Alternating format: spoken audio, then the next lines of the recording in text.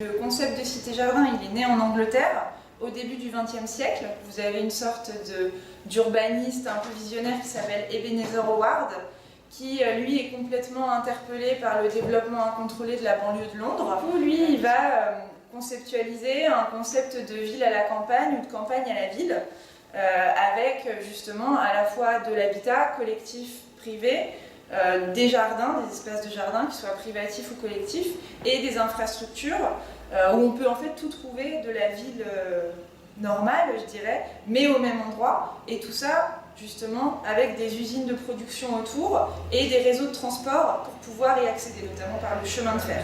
Il y en a un peu partout en Europe, il y en a en Angleterre, il y en a en Belgique, il y en a aux Pays-Bas, il y en a en Allemagne, il y en a en Espagne, il y en a en Italie. Et en France, c'est plutôt à partir de 1912. La première cité-jardin qui est construite, elle est construite à Épinay-sur-Seine en 1912. D'accord. Voilà. À Stein, c'est 1921-1933. Le concept, c'est que les personnes qui vivent dans du pavillonnaire ont droit à une petite parcelle de jardin privatif.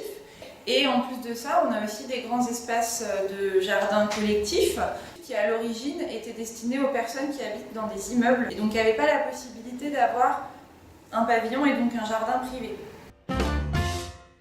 En fait, la cité-jardin de Stein, elle a été lauréate du prix du patrimoine culturel de l'Union européenne, qui s'appelle le prix Europa Nostra. Donc c'est une belle reconnaissance européenne pour ce patrimoine, en tant que patrimoine architectural, que patrimoine urbain, que patrimoine aussi paysager et que patrimoine social.